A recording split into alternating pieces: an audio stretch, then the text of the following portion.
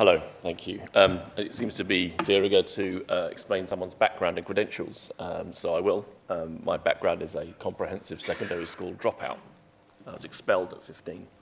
You can laugh at that actually if you want to, it's quite fun. What is the role of government? The role of government is to support, legitimize, and maintain the economic foundation of society. So now we've cleared that up, I'm going to look at this from a different angle in form of superstructures. I've been spending 30 years of my career, bearing in mind I was expelled, so I'm very young, going to summits, international summits, global summits, local summits, about the future of education, thinking that if we throw a lot of technology at it, it would change. So it could come out of some sort of depression, really, of thinking, well, it hasn't, has it? We're still having the same conversations. We're still talking about things that need to be done. It has not changed. We have thrown a lot of technology at education. We have said to ourselves, yes, education must change, but it remains unchanged. And we need to think about why that is. And yet our society faces formidable challenges. The present and future generations, our children and our grandchildren, face formidable challenges, and we refuse to acknowledge them. We thought of a number this morning. Let me give you another number. 7 billion. That's the population of this planet. It's not reducing. It's not going to reduce. The UN's numbers are fake. It is going to continue to increase. The thing that people aren't looking at are things like natural resources. This is not about climate change. It's about how we're going to feed, water, and clothe ourselves. This presents enormous challenges in terms of skills we need. We heard earlier from the gentleman on the earlier panel about not enough jobs. Crikey, if we know that our species is going to be extinct in 5 generations, there should be enough jobs. This is what this is about. This is why we need to know about STEM, we need to know about maths, we need to know about engineering, because we have to solve formidable problems. So why, when we know that's the case, do we not change? So my view is education will not change until we recognize its central role as a superstructure supporting the economic foundation of society, like government. Now, if we look at those 2 photographs that you see there, and you could have picked these at random, 1940 versus 2011, they're pretty much the same. And you could throw in any number of interactive whiteboards in there, or computers or laptops, or even mobile learning in the classroom. It would still be the same. We're running the same system. We are not prepared to change. Because after all, what is education for? I'm talking about state-provided education or even private education. It is somewhere to dump your kids while you're at work, and it's somewhere to culturally reproduce your kids so that they become good citizens when they leave. Get a good job, don't make a fuss, pay their taxes. Support and legitimize the economic foundation of society.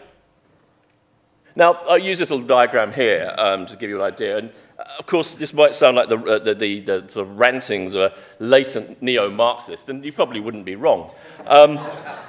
But, let's just pull this. I mean, this is an old diagram. These sort of things have been thrown out by people like Marx, like Bordeaux, Gramsci, Illich. I mean, this is not new stuff. Why am I dragging this out like a sociology 101 into such an auspicious audience?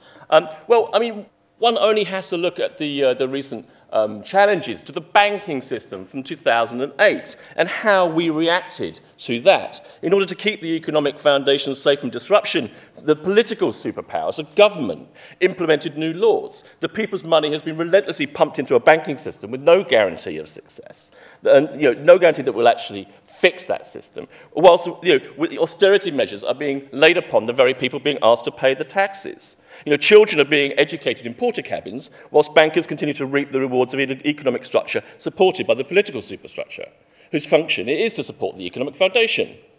And so, you wonder why people are now in St. Paul's or outside the London Stock Exchange. People are being arrested now for closing bank accounts in New York. Police are being issued with plastic bullets for a student protest. I mean, what is going on? This is about a government which is unable to face transformational change. We talk about transformational change, but we're not prepared to actually accept it because we can't imagine what's on the other side. So we rush around trying to maintain a system which is going to collapse, and we have to accept that. So I'm looking at these systems here of education, family, religion, mass media, and politics. They're interrelated. What Gramsci calls above the political and judicial system, religion, family, mass media, education. Their functions are to support the foundation. And I'm not suggesting that's wrong. Let's take away the sort of neo-Marxist aspect of this and just think about it as an economic system to support what's going on down there. And actually, this is a positive statement. It's talking about the role of education. Let's not pretend it's something else. Let's look at the purpose of schooling versus the purpose of learning as two things. They are different. And I think this is back to my glib comment that education was about cultural reproduction. It's an old statement, it's a T-shirt slogan, but nevertheless it's true. Then look at the past. Look at the big movements that we've been to. Look at what's happened when our economic foundation of our society has shifted. When we had the windmill, we had the feudal lord. And we were happy. We all knew our places. Along came some clever smart aleck with a steam engine. I'm sure the feudal lord thought, ha, that'll never catch on. A bit like computers, really. And I'm sure the time that we went from the windmill to the steam engine to the Industrial Revolution didn't happen overnight like it might appear in our history books. I'm sure it was painful. I'm sure it was frightening. I'm sure the politicians of the day had no idea what lay the other side. There were winners, there were losers, people died. But with the steam engine came the industrial capitalist. We now live in a world where we are clearly in the digital society. We have transitioned into the digital society. This is a time that we will look back on in 100 years' time in history books. We live in a world where Apple have more money than the US Treasury. Google decide what we read and how it's organized. Pearson decide on how we are assessed and what we have to read to be assessed. Facebook decides on what we share. I'm not saying this is a bad thing, but what is wrong with this picture? Who are our new masters now in this new digital society? And what is our foundation for the education superstructure to be based upon? Will we come up to the plate? Because whoever gets there first will be a leader. It's revolution time again. So what I'm suggesting is the education superstructure, like the government superstructure and the media structure, is interlocked, is perceived by many of us as being autonomous from economic and technological determination, yet I believe that nothing could be further from the truth. And let's look at what our politicians say. I mean, it's the economy's stupid, isn't it? That's what's really driving all of this. We know we are going to run out of water. We know we are going to run out of oil, but we are doing nothing about it, including making sure that we have creative innovators in STEM out of our education system to solve the problems that our past generations and ourselves have got ourselves into. So even when we're staring at death in the face, we won't do anything. President Obama, somebody I do admire, came out with this gem. And I'm sure he meant that in a very positive way, but it does show you what our political superstructure is about. It's saying if you out-educate us, you out-compete us. Therefore, education's role is to create competitors. Is that what it's really about?